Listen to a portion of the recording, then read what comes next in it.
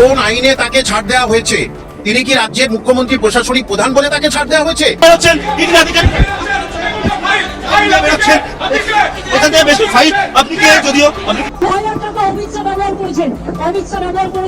রাজনাথ সিং ব্যবহার করেছেন, জগন্নাথ চট্টোপাধ্যায় ব্যবহার করেছেন, শুভেন্দু অধিকারী ব্যবহার করেছেন।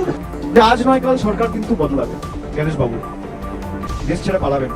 যে আমাদের রাজ্য সরকার, যে রাজ্য সরকারকে আমরা ভোটে জিতিয়েছি, যে রাজ্যকে আমরা মুসলমান সময় দেখেছি, যে রাজ্য সরকার এত দেরি এমন একটা সময় বলেছে যে সময় ৮০,০০০ কম করে ওয়াকফ সম্পত্তি বাকি আছে রেজিস্টার হতে।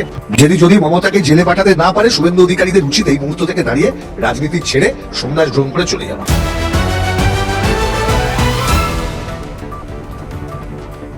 নমস্কার দর্শক, আশা করি প্রত্যেকে ভালো আছেন। আজকের চলে এসেছি অন্য একটি প্রতিবেদন নিয়ে। তো আজকের যে প্রতিবেদনটা, এটা আপনারা আগে দেখুন, আপনারা নিজেরা কিছুক্ষণ দেখুন, আগে দেখে বিষয়টা বুঝুন, তারপরে বলছি। পশ্চিমবঙ্গে কেন এত সমস্যা, বা আসলেই সমস্যাগুলো কেন তৈরি হচ্ছে, বিভিন্ন মানুষ কিন্তু এই প্রশ্নটা তৈরি করেছে, বিভিন্ন মানুষ এই প্রশ্নটা তুলছে যে যদি কেজরিওয়াল, হেমন্ত সোরেন বা আরও যারা আছে, তো সবাইকে যদি গ্রেপ্তার করতে পারে, সবাইকে যদি অ্যারেস্ট করতে পারে, জেলে পড়তে পারে, তাহলে why not Mamata Banerjee and TMC supremo? এই বিষয়টা নিয়ে কিন্তু সবার মধ্যে একটা কি বলবো, প্রশ্ন তৈরি হচ্ছে, সবার মধ্যে একটা দ্বিধা তৈরি হচ্ছে, এবং আমার মনে হয় সমাজে অন্যরকম একটা মেসেজ যাচ্ছে। হয়তো যা হওয়ার সেটা তো হবেই, সময়ই একমাত্র ঠিকঠাক বলতে পারে যে অ্যাকচুয়ালি কি হতে যাচ্ছে বা কি হবে। কিন্তু আমরা তো এটা ধৈর্য রাখতে পারছি না, সত্যিই আমরা ধৈর্য রাখতে পারছি না। আর এরকমই কিছু ঘটনা দিনের পর দিন ঘটে চলেছে আমাদের চোখের সামনে, সেগুলো আমরা দেখে শুনে চুপচাপ বসে আছি। সাংবাদিক মহল থেকে শুরু করে, বুদ্ধিজীবী থেকে শুরু করে সবাই কিন্তু প্রশ্ন তুলছে, সাধারণ মানুষ থেকে শুরু করে প্রত্যেকে কিন্তু প্রশ্ন তুলছে যে এতই যদি এত কিছু হয়, এত চোখের সামনে যদি এভিডেন্স থাকে, তো কি এমন কারণ আছে যে কারণ আটকাচ্ছে? এইরকমই কিছু কথাবার্তা, এইরকমই কিছু ঘটনা, এরকমই কিছু কথাবার্তা কিন্তু আজকের আমরা শুনবো। এবং আমার আপনার মতো মানুষ আরো কি ভাবছে, চলুন দেখে নেওয়া যাক প্রথমে, তারপরে আসছি।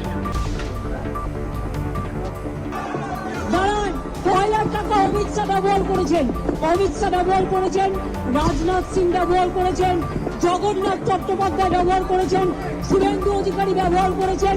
এবং তাই আপনাকে বলছি যে আপনি ইডিটাকে রেড করুন, অমিত শাহকে রেড করুন, অমিত শাহকে রেড করুন।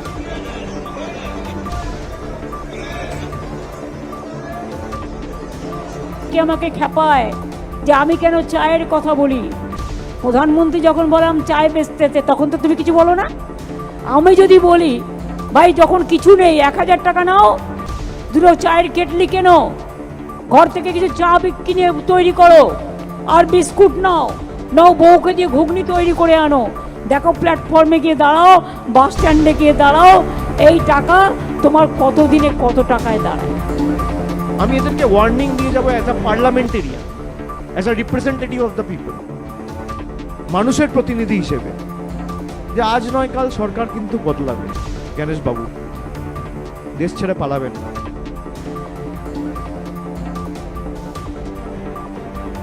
বিজেপি থাকবে না, দেশের সংবিধানটা থাকবে। অমিত শাহ থাকবে না, দেশের সংবিধানটা থাকবে। যেখানে যাবেন খুঁড়ে নিয়ে আসবো, জবাবদিহি মানুষের কাছে দিতে হবে। মানুষের জন্য কাজ করতে আপনারা বদ্ধপরিকর, কোনো রাজনৈতিক দলের জন্য নয়। রাজ্য সরকার জানে যে কেন্দ্রীয় আইনকে আমি প্রত্যাহার করতে পারবো না, তাকে মেনে চলতে হবে। তাহলে আমরা যখন আন্দোলন নেমেছিলাম, তাহলে আমাদের আন্দোলনকে রুখে দেওয়া হলো কেন? আন্দোলনের পরেও যদি আইন পাস হয়ে দখল হতো, আমরা মেনে নিতাম যে আমরা আন্দোলন করতে পারিনি, কিন্তু আমাদের আন্দোলন রুখে দেওয়া হয়েছে। উনি প্রথমে বলেছে যে আমার থেকেও খারাপ কেউ হবে না, দিল্লি গিয়ে আন্দোলন করুন। আমরা দিল্লি গিয়ে আন্দোলন করেছি। অল ইন্ডিয়া তৌহিদি জনতা দিল্লি যন্ত্রমন্ত্র যে ধর্ণা দিয়েছে, আমরা বাংলায় করেছি।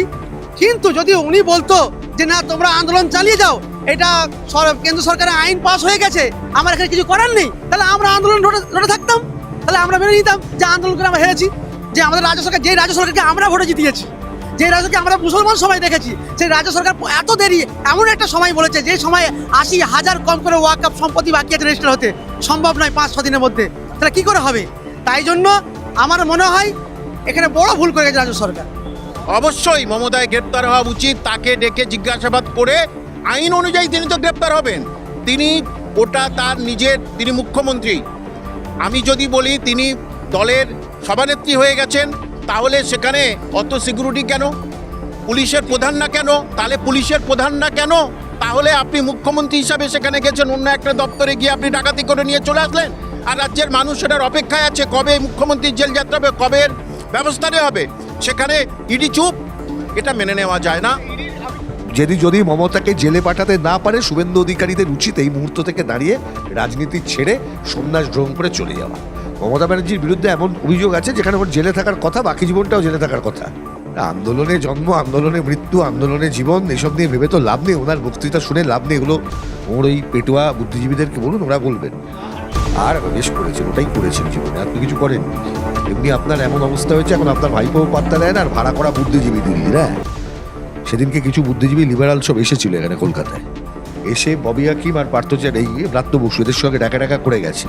যে এখন মমতা কতটা বামপন্থী, মমতা কতটা বাঁচাবে, যখন লিবারালগুলোকে যখন টেনে টেনে ঢোকাবে না, তখন ওগুলো বুঝবে। ওগুলোর খুব বার বেড়ে গেছে।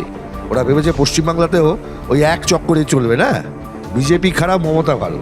মমতা বদমাইশি করেছে, দুর্নীতি করেছে, সন্ত্রাস করেছে, সেই সুযোগটাকে কাজে নিয়ে তবে বিজেপি এসেছে। আরও একটা কথা বলে দিই আপনাদের, কিছু এনআরআই নিয়ে এসেছে, বাজারে ছড়িয়েছে। ভারতের ইন্টারনাল রাজনীতি নিয়ে এনআরআইগুলো কথা বলতে শুরু করেছে মমতার পক্ষে। এনআরআইগুলোকে আইডেন্টিফাই করা। ভারতের ইন্টারনাল রাজনীতি নিয়ে ওদের কথা বলার কি? Green card holder, US citizen, ওখানে গিয়ে রাজনীতি করবেন, এখানে নয়। মুখগুলো বন্ধ করাতে হবে ওগুলোর। অধিকার কি আছে? এত বড় বড় কথা আর পয়সায় হচ্ছে উঠানি। তৃণমূলের নেতারা পয়সা দিচ্ছে। 2 টোকরার সাংবাদিক দিল্লির কলকাতায় এসেছে, সে তৃণমূলের হয়ে কথা বলে যাচ্ছে, নাম করে করে বলতে পারি। পরঞ্জয় গোথাকুরতা, আমি সাবধান করে দিচ্ছি ওনাকে। উনি যা করছেন, কালকে ওনাকে কিন্তু তুলে নিয়ে যাবে এই মমতার গভর্নমেন্ট। ঠিক যেভাবে মমতা ব্যানার্জির পেটোয়া সাংবাদিকরা যারা ছিলেন, তাদেরকে জেল খাটিয়েছিলেন মমতা ব্যানার্জি। এই দলের সঙ্গে হাত মেলাবেন না। এমপি ওই যে সাগরিকা ঘোষের হাজবেন্ড রাজদীপ সরদেশাই, এদেরকে তো সামনে নামানো হয়েছে, ভাড়া কাটানো হচ্ছে এদেরকে দিয়ে। এরা মমতা নয়, ভাড়া কাটতে নেমেছে। তৃণমূল কংগ্রেসের টাকা এরা চলছে। এবং যদি আমার কাছে সেই কথা, সেই প্রমাণ আছে, দিল্লি থেকে পরঞ্জয় গোথাকুরতা এখানে এসেছিলেন, ব্রাত্য বসু ফিরাদ হাকিমের সাথে দেখা করেছিলেন, এবং 2-1 ওইসব প্রতিবাম কিছু নেতা আছে যাদের মাঝে মধ্যে মনে হয় যে এখানে সিপিএমকে গালাগালি করলে ওদের দল একটুখানি আলোকিত হয়, আর তৃণমূল বিপদে পড়লে ওরা রাস্তায় নামে। এমনি সময় তাদের দেখা যায় না। তৃণমূলের নেতারা যেদিন অ্যারেস্ট হয়, ওরা সব দাঁড়িয়ে পড়ে রাস্তায়। জেলে যদি মমতা ব্যানার্জি না যায়, মমতা ব্যানার্জির দলের আগেই কিছু অতিবাম তারা নামবে রাস্তায়, বড় বড় ন্যাকামার কথা বলবে, শুনবে না।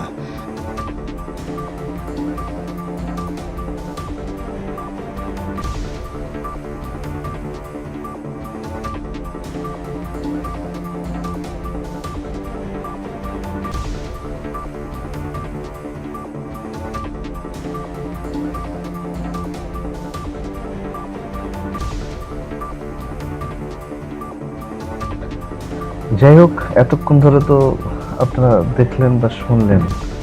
এখন এই নিয়ে আপনাদের কি মতামত আছে সেটা জানান। সত্যি আমরা একেবারে অধৈর্য হয়ে গেছি। আমরা মানে একের পর এক দুর্নীতি, একের পর এক মানে অসাংবিধানিক কর্মকাণ্ডের সঙ্গে জড়িয়ে পড়া। তারপরেও আমরা দেখতে পাই হেমন্ত সোরেন, আমরা দেখতে পাই অরবিন্দ কেজরিওয়াল, ওদের ক্ষেত্রে জেলে চলে যাওয়া বা ওদেরকে ধরে নিয়ে যাওয়াটা খুব ইজি হয়। কিন্তু কি এমন সমস্যা আছে বা কি এমন প্রতিবন্ধকতা আছে আমাদের পশ্চিমবঙ্গের ক্ষেত্রে যে একজন চিফ মিনিস্টার বলেই কি তাকে ধরে নিয়ে যাওয়া হচ্ছে না? একজন সাংবিধানিক পদে আছেন বলেই কি তাকে ধরে নিয়ে যাওয়া হচ্ছে না? যদি এই দুটি প্রশ্নই আসে, তাহলে তার উদাহরণ তো আগেই বললাম, ঝাড়খণ্ডের হেমন্ত সোরেন এবং আপনার দিল্লির কেজরিওয়াল, ওরা তো আছে। তাহলে কি এমন কারণ? সেটা কিন্তু মানুষ জানতে চায়, সাধারণ মানুষ জানতে চায়, জনগণ জানতে চায়, জনতা জানতে চায়, সত্যিই জানতে চায়। ভালো থাকবেন, দেখা হচ্ছে পরবর্তী প্রতিবেদনে।